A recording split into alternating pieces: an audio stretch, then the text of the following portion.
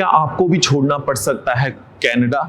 इस वक्त बहुत सारे इंटरनेशनल स्टूडेंट्स और फॉरेन वर्कर्स इस चीज के साथ स्ट्रगल कर रहे हैं। अगर आप इस वक्त कनाडा में एज एन इंटरनेशनल स्टूडेंट अभी आ रहे हो या एज अ फॉरेन वर्कर आ रहे हो, अगर आपके दिमाग में यही बात आ रही है कि क्या आपको भी एक दिन इसी तरह कनाडा छोड़ने पे मजबूर होना पड़ सकता है, तो इस चीज से कैसे बचा जा सकता है, ये जानना चाहते हैं तो हमारे साथ देखिए आज की ये वीडियो।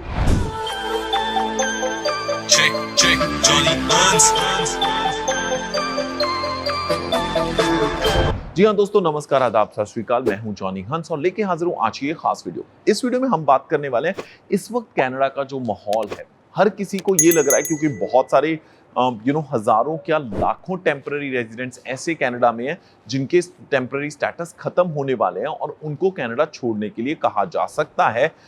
क्या होगा आगे जाके ये तो पता नहीं, पर मेरी कोशिश सिर्फ ये है अपने कंटेंट और अपनी इंफॉर्मेशन के थ्रू कि किसी के साथ ऐसी नौबत कभी आए ही ना, उस चीज को लेके हमें कोशिश करनी पड़ेगी। क्योंकि देखा जाए तो पूरे कनाडा में जो पॉपुलेशन है उसका सिर्फ 6% है जो टेम्पररी रेजिडेंट्स हैं। पर इस बात को भूला नहीं जा सकता, ये जो स्टूडेंट्स हैं, ये जो टेम्पररी रेजिडेंट्स हैं, उन्होंने बहुत मेहनत की है।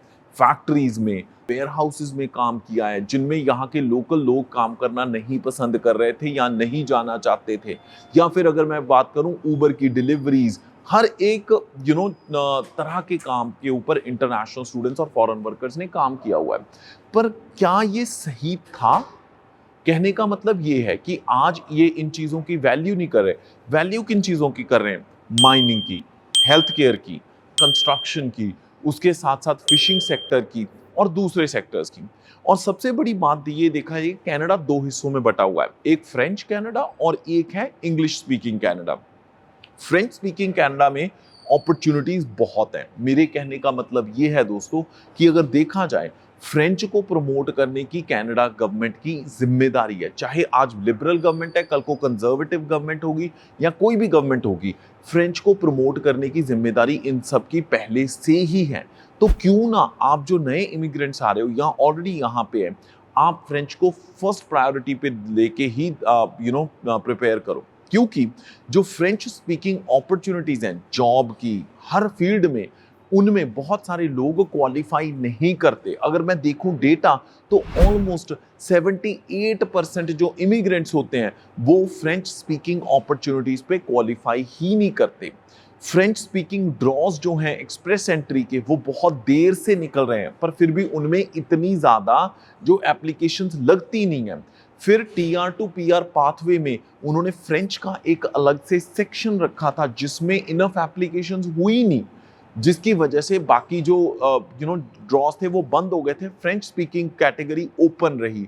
इसका मतलब ये है दोस्तों कि अगर जितने भी दोस्त इस वक्त एज अ स्टूडेंट आ रहे हैं या वर्कर आ रहे हैं, अगर वो फ्रेंच सीख लेते हैं तो उनकी बहुत सारी प्रॉब्लम सॉल्व हो जाएंगी। सबसे पहली प्रॉब्लम क्या होगी? उनकी जॉब सर्च की प्रॉब्लम सॉल्व होगी। वो इसलिए क्योंकि अनगिनत ऐसी गवर्नमेंट और नॉन गवर्नमेंट जॉब्स हैं जिनमें बाइलिंगुअल लोगों की जरूरत होती है, यानी इंग्लिश और फ्रेंच स्पीकिंग। तो अगर आप इंग्लिश तो पहले ही आपको आती है, फ्रेंच सीख लेते हो तो वो सारी जॉब्स की अपॉर्चुनिटीज आपके पास बढ़ जाएंगी। नंबर 2 कि अगर आप फ्रेंच सीख लेते हो, क्यूबेक को छोड़ के पूरे कनाडा में ऐसे कोटाज हैं, ऐसे कैटेगरीज हैं जहां पे फ्रेंच स्पीकिंग लोगों को प्रायोरिटी दी जाती है। तो अगर आप जैसे ही कनाडा में लैंड करते हैं वैसे ही फ्रेंच सीखना शुरू कर देते हैं, तो उन सारे एरियाज के जो इमिग्रेशन प्रोग्राम्स हैं वो आपके लिए ओपन हो जाएंगे।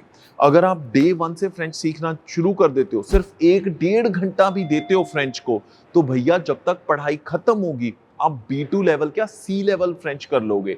और उस लेवल पे जाके आपके लिए एक्सप्रेस एंट्री का फ्रैंकोफोन कैटेगरी खुल जाती है। आपकी रूरल कम्युनिटी इमिग्रेशन प्रोग्राम में जो आने वाला है उसमें फ्रेंच की वजह से हाई पॉइंट्स बढ़ जाएंगे। अगर फ्रैंकोफोन इमिग्रेशन प्रोग्राम की बात की जाए तो उसमें आपके लिए पाथवे बन जाएगा। प्लस ऐसी बहुत सारी और पॉसिबिलिटीज बिजनेस में भी खुल जाएंगी आपकी फ्रेंच लैंग्वेज की वजह से।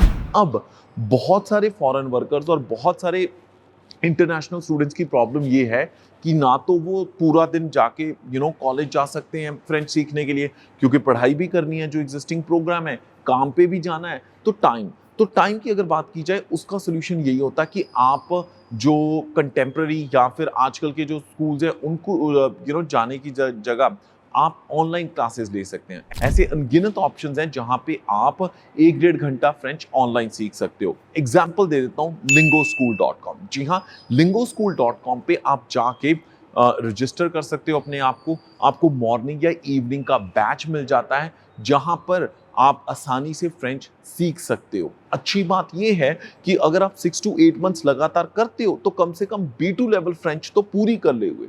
अगर B2 लेवल फ्रेंच की बात करें, ये एडवांस लेवल फ्रेंच होती है जिसमें आपके लिए बहुत सारे इमिग्रेशन प्रोग्राम्स में आपकी PR हो सकती है। तो जो इस वक्त कनाडा में सिचुएशन है कि भी टेम्पररी रेजिडेंट्स और जो इंटरनेशनल स्टूडेंट्स हैं जिनके परमिट्स खत्म होने वाले हैं, उनको उनकी कंट्रीज वापस जाने के लिए बोला जा रहा है। तो अगर आपकी टाइम पे परमानेंट रेजिडेंसी हो गई तो आपके लिए ये नौबत कभी नहीं आएगी। आई रियली विश ये जो हंगामा है, ये जो केओस है इमिग्रेशन को लेके, जल्दी से जल्दी रिजॉल्व हो। पर जो जेन्युइन स्टूडेंट्स हैं, genuine international students, genuine foreign workers हैं और जो एक्चुअली कनाडा में लॉन्ग टर्म रहना चाहते हैं, उनके लिए और बेहतर पॉसिबिलिटीज पैदा हों। और जो भी लेटेस्ट अपडेट होंगे हम आपके साथ शेयर करते रहेंगे। आज की वीडियो का कंटेंट आपको कैसा लगा हमें बताइएगा जरूर कमेंट सेक्शन में कमेंट करके। अगर आपको नॉलेज चाहिए, कोई भी गाइडेंस चाहिए इमिग्रेशन से रिलेटेड, स्पेशली कनाडा को लेके, तो हमें ईमेल कर सकते हैं apply@studybuddycanada.com। बट हाँ, अगर आपको स्किल्ड कैटेगरी में रेलिवेंसी बनाने में मुश्किल आ रही है तो आप हमें बता सकते हैं। कहने का मतलब ये कि उसके लिए आप हमारी टीम चेक सर्विसेज को कांटेक्ट कर सकते हैं। हमारी सारी कांटेक्ट डिटेल्स वीडियो की डिस्क्रिप्शन में दे रखी है। हमारी टीम इस वक्त सर्व कर रही है आपको हिसार हरियाणा से, पंजाब होशियारपुर से, और मॉन्ट्रियल नॉर्थ वे और ब्रैम्पटन से। और इसी के साथ दोस्तों मैं जॉनी हंस फिलहाल लेना इजाजत। हाँ, जाते जाते ये बता दूं कि अगर हमारे फ्री न्यूज़लेटर के लिए आपने सब्सक्राइब करना है तो डिस्क्रिप्शन में लिंक छोड़ के जा रहा हूं, चेक कर लीजिएगा। Thank you. Check, Johnny Hans.